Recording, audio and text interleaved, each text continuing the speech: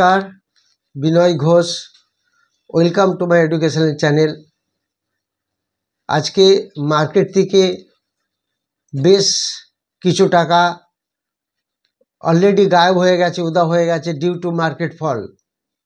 এরকমভাবে বেশ কয়েকদিন যদি আমরা দেখি এফআইআইয়ের যে ডাটাগুলি, আমরা যেটা আগে ভেবেছিলাম যে এফআইআই একটা ভালো বাইং হচ্ছে, যেমন আমরা অক্টোবরে 28 তারিখ দেখেছিলাম যে 10,339 কোটি টাকা অলরেডি বাইং হয়েছিল।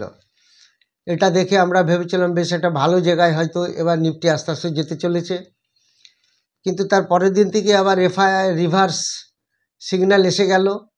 দেখা গেল অক্টোবর 29 তারিখে এফআইআই 2,540 কোটি টাকা সেল করে দিল। এই গ্রাফটা দেখে আমরা বুঝতে পারছি।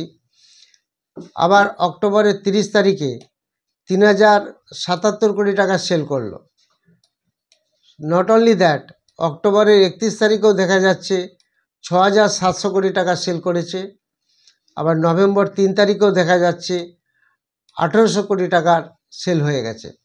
তাহলে একদিনে যা বাই করেছিল 10,000 কোটি, তার থেকেও বেশি সেল হয়ে গেল ওই 4 দিনে 14,000 কোটি টাকার উপরে।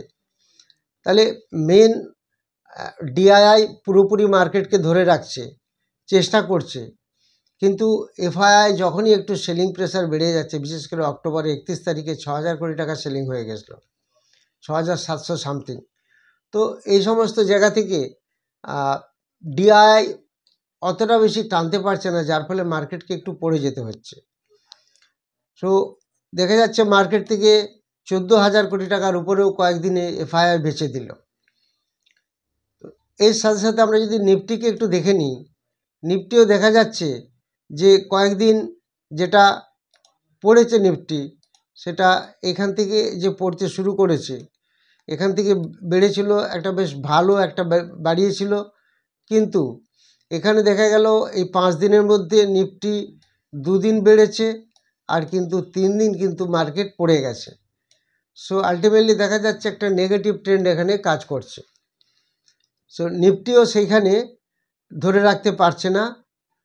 তো আমরা যদি এরকম একটা সিচুয়েশন আমরা দেখি, দেখবেন এরকম সিচুয়েশনেও প্রচুর স্টক কিন্তু বাড়ে। তো সেরকম স্টক আমরা দুটি দেখাচ্ছি, প্রচুর স্টকই আছে আমাদের কাছে, যে মার্কেট পড়ছে অথচ বেশ কিছু স্টক ভালো ভালো বাড়ছে। যেমন দেখবেন শ্রীরাম ফিন্যান্স আজ বেড়েছে। আমি দু একটি চার্ট আপনাদের দেখাচ্ছি। যেমন দেখুন, এই যে স্টকটি আপনারা দেখবেন ইন্দ্রপ্রস্থ মেডিকেল, এই স্টকটি কিন্তু আজকে প্রচুর পরিমাণে বেড়েছে এবং এর আপ ট্রেন্ড বজায় আছে। এখানে একটা বেশ ভালো রকম একটা ব্রেক আউট হয়ে গেছিলো, সেটা আপনারা দেখতে পাচ্ছেন।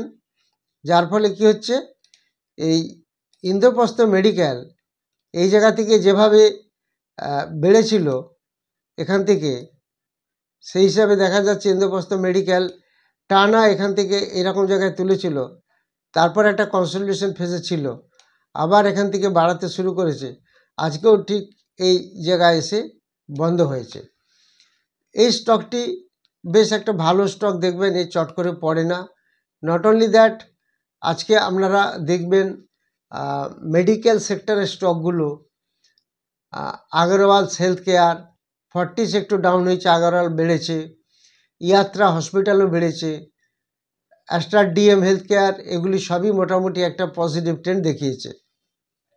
সেই হিসাবে আমরা এই ইন্দ্রপ্রস্থ মেডিকেলের পর যদি আমরা এই স্টকটিকেও দেখি, হ্যাল, এই স্টকটা আমি টেলিগ্রামে সবাইকে বলে দিয়েছিলাম যখন 3 দিন আগে, এই স্টকটাকে এই সময় ধরার একদম সুন্দর জায়গায় এসে গেছে। এই স্টকটা হ্যাল কেন বলেছিলাম, দেখুন এই হ্যালের সিচুয়েশন দেখুন কিভাবে একটা এত ভালো স্টক প্রায় 7-8 দিন টানা পড়েছে, তারপরে বাড়িয়েছে 2-3 দিন, একটা বেশ ভালো জায়গায় এখান থেকে একটা ব্রেকআউট দিয়েছিল। তো মার্কেট খারাপ থাকলেও অনেক স্টক আছে, সেগুলো যদি দেখে দেখে আমরা স্টাডি করে অ্যানালিসিস করে কিনতে পারি, তাহলে কিন্তু সবসময় আমরা প্রফিটেই থাকব। এছাড়া আরও যে দুটি স্টক আমি আপনাদের দিচ্ছি, তার মধ্যে একটু আপনাদের তার ইন্টারাপশন করে একটু বলে দিই। আপনারা জানেন আগামী 9th নভেম্বর অর্থাৎ এই সামনে রবিবার একটি সেমিনার অনুষ্ঠিত হবে। সেই সেমিনারের মেন টপিক থাকবে 6টি মাল্টিব্যাগার স্টক, যেগুলো একটা শর্ট রানে মাল্টিব্যাগার হওয়ার চান্স থাকবে। এরকম 6টি স্টক নিয়ে আলোচনা হবে এবং তার সাথে সাথে যেটা থাকবে কুইজ কন্টেস্ট উইথ গিফট। এটা একটা বেশ সুন্দর চার্মিং জিনিস থাকবে। যারা পার্টিসিপেট করতে চান হোয়াটসঅ্যাপে যোগাযোগ করবেন। এছাড়া 15th নভেম্বর একটি অনলাইন ব্যাচ চালু হবে, আর 7th ডিসেম্বর দুটি ব্যাচ চালু হবে, একটি অফলাইন ইকুইটি মার্কেটের ব্যাচ আর একটি ক্রিপ্টোকারেন্সির ব্যাচ।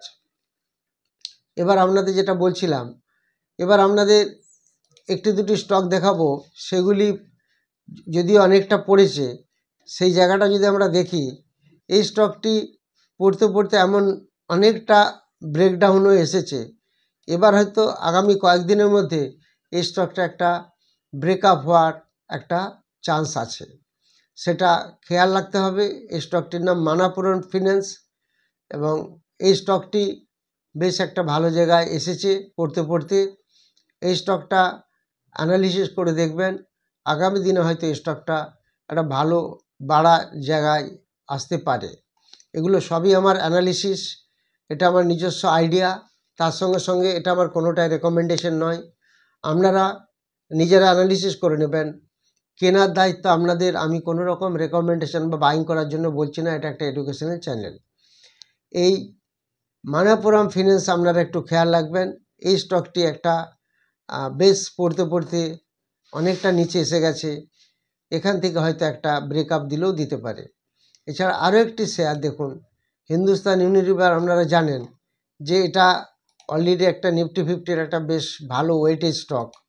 সেই হিন্দুস্তান লিভারকে ফেলতে ফেলতে এখন কোন জায়গায় আনা হয়েছে, এখান থেকে একটা ব্রেকআপ হওয়ার চান্স থাকলেও থাকতে পারে। আপনারা সেগুলো খেয়াল রাখবেন, খেয়াল করে দেখবেন। এই স্টকটাকেও আপনারা স্টাডি করবেন, নিশ্চয়ই আপনারা স্টাডি করেন, তবুও আমি বলে দিলাম এটা একটু আপনারা খেয়াল করে দেখবেন। এই হিন্দুস্তান লিভার, মানাপুরম ফিন্যান্স, হ্যাল, ইন্দ্রপ্রস্থ মেডিকেল, এই স্টকগুলো নিয়ে আপনারা অ্যানালিসিস করবেন। তাহলে চার্ট দেখলেই বুঝতে পারবেন এগুলি কোথা থেকে কোথায় যাবার একটা সম্ভাবনা আসছে। যারা এই চ্যানেলটি নতুন দেখছেন তারা অবশ্যই সাবস্ক্রাইব করবেন, লাইক করবেন, শেয়ার করবেন। আর যারা 9th নভেম্বর সেমিনারে অ্যাটেন্ড করতে চান তারা যোগাযোগ করবেন। যারা 15th নভেম্বর এবং 7th ডিসেম্বর ক্লাসে জয়েন করতে চান হোয়াটসঅ্যাপে যোগাযোগ করবেন। Thank you very much for watching my video.